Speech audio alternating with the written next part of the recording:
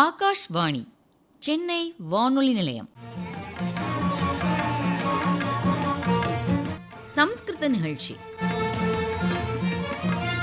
இன்றைய சம்ஸ்கிருத நிகழ்ச்சியில் ஆவுடை அக்காயாக பகவத்கீதா சாரம் உரை நிகழ்த்துபவர் குப்புசுவாமி சாஸ்திரி ஆராய்ச்சி நிலையத்தின் நூலகர் வி. லாவண்யா அவர்கள்.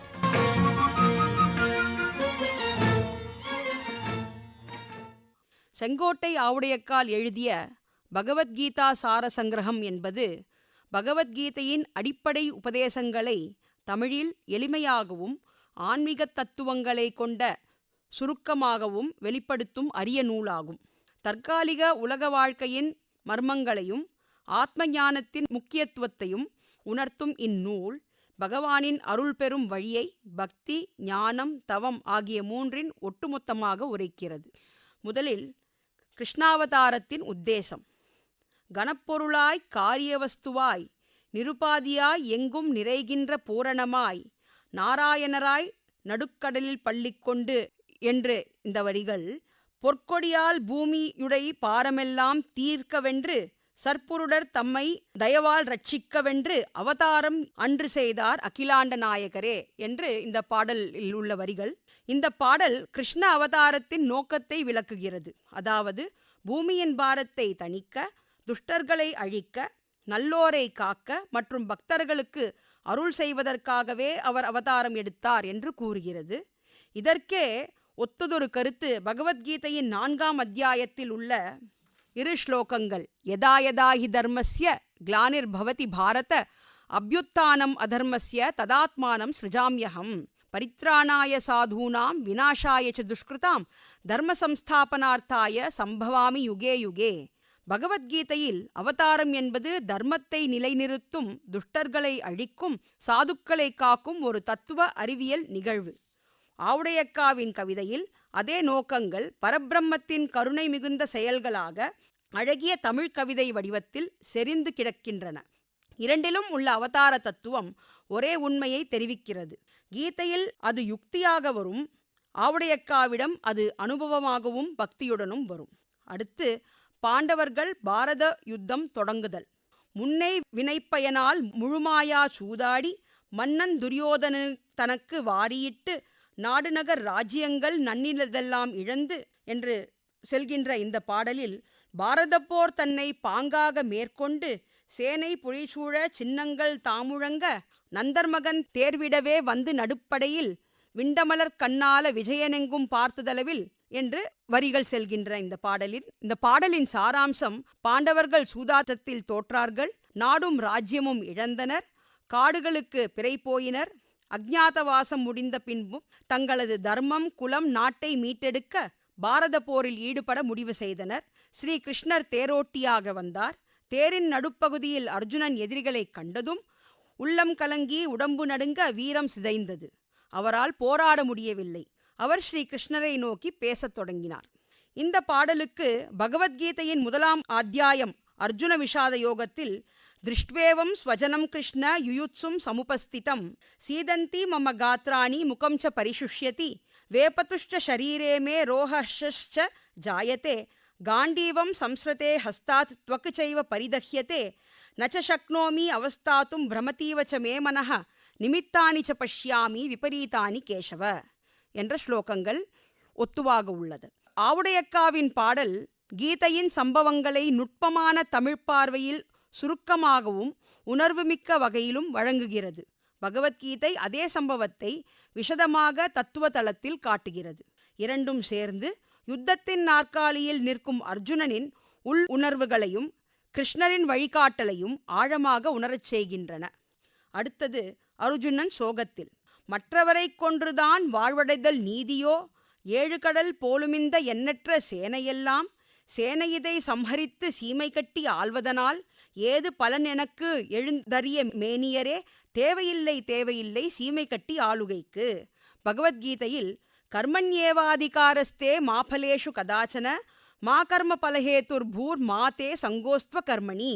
இந்த ஸ்லோகம் செயலை அதன் விளைவுக்காக செய்ய வேண்டாம் என்று அறிவுறுத்துகிறது. ஆவுடையக்காவின் பாடலிலும் அந்த உணர்வு மிக தெளிவாகவே உள்ளது. அடுத்தது ஸ்ரீ பகவான் அர்ஜுனன் சோகத்தை நீக்குதல். பண்ணுவோம் நாம் யுத்தம் படைபிரிந்து போனாலும், மாயையினாலே மனசை கலக்கி வைப்போம், ஆங்காரத்தாலே ஆதிக்கம் பண்ணிடுவோம் என்று தொடங்கி, சங்கற்பம் செய்ததுதான் தவறல் முறையன்று, கேளாய் அர்ஜுனனே கிளேசமறச் சொல்லுவதை அறிவுடையாயானாலும் அந்தோ மறந்துவிட்டாய், ஆத்ம விசாரத்தை அத்தனையும் கைவிட்டாய், ஆத்மாவின் தன்மை அறியச் சொல்வேன் கேளாய். இது 2 நிலையை குறிக்கிறது. முதலில் அசுர எண்ணங்கள், மாயை, ஆங்காரம், கோபம், மோகம் ஆகியவற்றின் ஆட்சி. பின்னர் ஆத்ம விசாரத்தின் தேவை, தன்னிலை உணர்வு, அறிவை மீண்டும் நினைவுபடுத்தல், பகவானின் குரலாய் எதிரொலிக்கும் வார்த்தைகள். ஆவுடையக்காவின் கவிதை பகவத்கீதையின் போதனைகளை ஒரு அழகிய உளவியல் பாணியில் தமிழில் பிரதிபலிக்கிறது. முதலில் நம் மனதின் குழப்ப நிலையை காட்டி, பின்னர் ஆத்ம விஷயங்களை நினைவுபடுத்தி, இறுதியில் வாழ்க்கையின் நியாயம் மற்றும் விடுதலை என்னும் நிலையை நோக்க அழைக்கிறது. இது பகவான் கிருஷ்ணரின் துக்கத்தை துறைந்த ஞானம் என்ற ஆதார போதனைக்கு ஒரு உன்னதமான தமிழ் பதிப்பு. அடுத்தபடியாக அர்ஜுனனுக்கு ஸ்ரீ கிருஷ்ணர் ஆத்மோபதேசம் செய்தல்.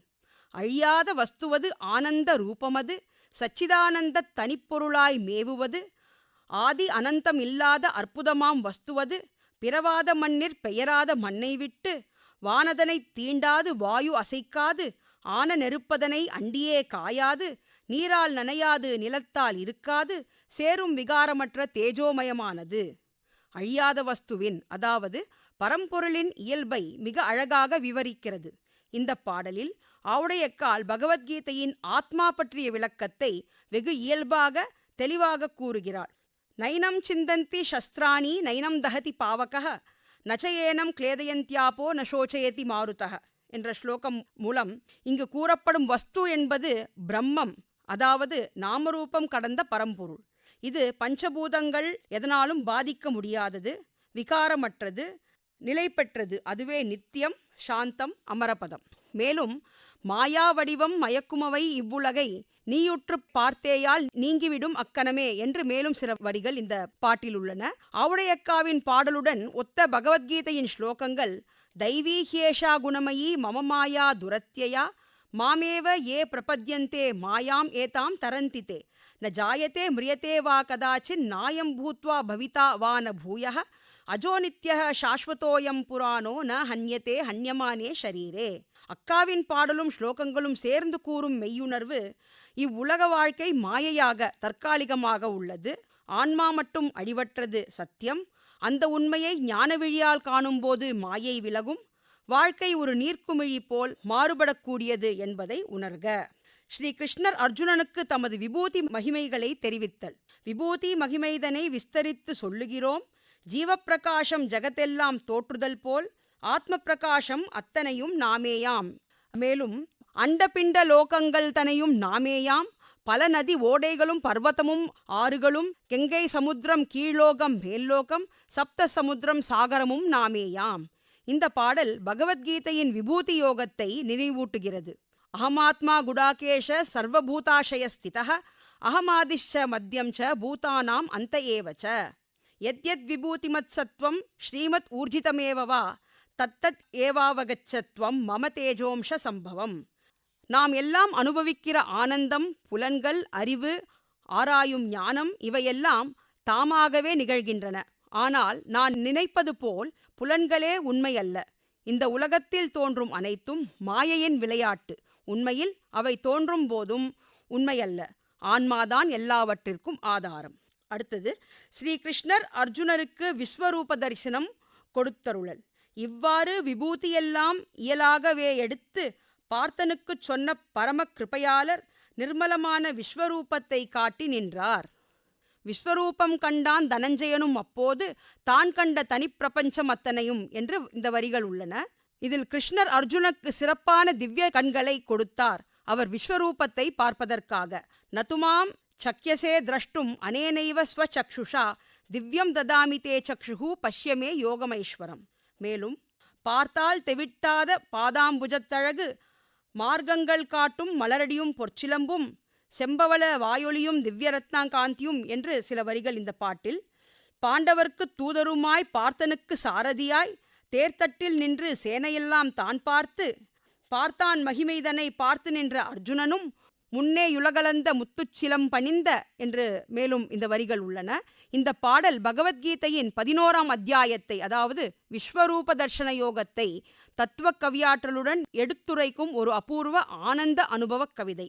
ஆவுடையக்காவின் பார்த்தான் மகிமைதனை என்ற பாடலில் அவர் பகவான் கிருஷ்ணரின் திருமேனியின் அழகையும் அர்ஜுனனுக்கு காட்டிய விஸ்வரூப தர்சனத்தின் அதிசயத்தையும் மிகுந்த பக்தி பரவசத்துடன் வர்ணிக்கிறார்.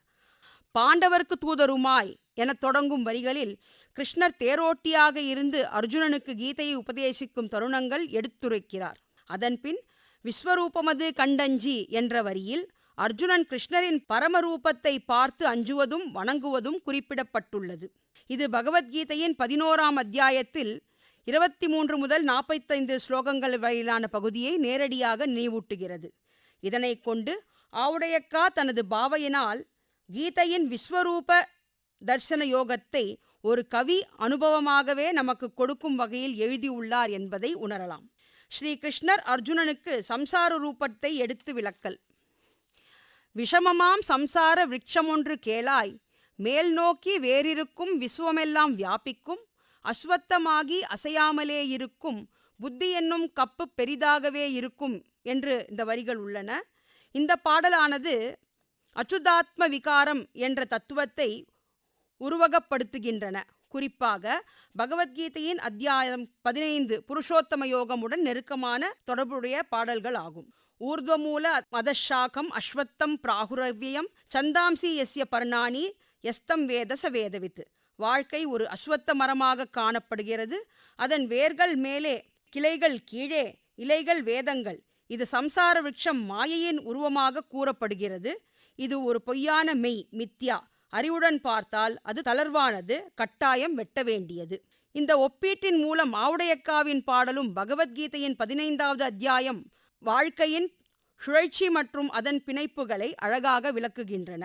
அடுத்து, சம்சார நிவர்த்திக்காக முக்தியடையும் மார்க்கம் ஏதெனில் மகத் சேவையால் மனம் துலங்கி நன்மையுண்டாய், ஆசிரியர் கிருப்பையால் அந்தரங்க நிஷ்டை வந்து சந்ததமும் சிந்தித்து சதா விசாரணை பண்ணி விஷயத்திலே மனசை விட்டுவிடாமல் நிறுத்தி என்று இந்த வரிகள் உள்ளன. இந்த பாடல் ஆவுடையக்காவின் தத்துவ சிந்தனையின் உச்சநிலை. அதில் ஆச்சாரிய பக்தி, மனநிலையின் ஒழுக்கம், வேதாந்தத்துக்கு உரிய சாட்சாத்கார நிலை மற்றும் ஆனந்த துலக்கம் அனைத்தும் இசையோடு கலந்திருக்கின்றன. இது பகவத்கீதையின் ஞானயோகம், தியானயோகம், ஸ்திதப்பிரஜா வர்ணனை ஆகியவற்றை நேரடியாக எதிரொலிக்கிறது. அடுத்து, முமுக்ஷு லட்சணம் கூறுதல். மானாபிமானமற்று மண்ணுலகத்தை ஆசையற்று துர்ஜன சங்கமற்று சொல்லறிய அத்வைத்தம் நித்தியமும் பண்ணி நிஷ்காமனாயிருந்து என்று இந்த வரிகள் உள்ளன. இந்த பாட்டில் ஆவுடையக்கால் கூறுவது போல் ஒரு ஞானி மானமும் இகழ்ச்சியும் மீதான ஆசையின்றி மண்ணுலக ஆசையற்றவனாய் இருக்கின்றான். இது பகவத்கீதையின் 12ஆம் அத்தியாயத்தில் துல்லியனிந்தா ஸ்துதிர்மௌனி சந்துஷ்டோ ஏன கேனச்சித் அனிகேதः ஸ்திரமதிர் பக்திமான் மே பிரியோ நரஹ. அபமானமும் மானமும் சமமாக ஏற்றுக்கொள்பவன் அமைதியானவன், எனக்கு பிரியமானவன் என்று பகவத்கீதா உரையில் தெளிவாக கூறப்பட்டுள்ளது. அக்கா போலவே பகவத்கீதையிலும் காமமும் கோபமும் இல்லாதவர்கள்தான் பரமார்த்த நிவர்த்திக்கு அருகில் உள்ளவர்கள் என்று காமக்ரோதவியுக்தானாம் யதீனாம் யதசேதசாம் அபிதோ பிரம்ம நிர்வாணம் வர்த்ததே விதிதாத்மனாம் என்று உள்ளது. இதை போலவே ஸ்வரூப லட்சணம் கூறுதல், ஜீவாத்மாவின் தன்மை கூறுதல், அஞ்ஞானமே பிறவிக்கு காரணம் என்றல், பரமாத்மாவை அறிந்தவனே ஞானி எனல் என்று பகவத்கீதையை சாரசங்கிரகமாக ஆவுடையக்கால் எழுதியுள்ளார். தமிழில் நுட்பமான கவித்துவம், நேர்மையான ஆன்மீக அனுபவம், தீவிரமான பக்தி உணர்வு இவற்றின் சங்கமமாக ஆவுடையக்காவின் இந்த கீதை சாரசங்கிரகம் விளங்குகிறது. இது சாதாரண மனிதனுக்கும் பரமார்த்த உணர்வுகளை எளிதில் புரிந்து கொள்ள உதவும் வகையில் அமைந்துள்ளது. இன்றைய சம்ஸ்கிருத நிகழ்ச்சியில் நேயர்கள் இதுவரை கேட்டது ஆவுடை அக்காயாக பகவத்கீதா சாரம்.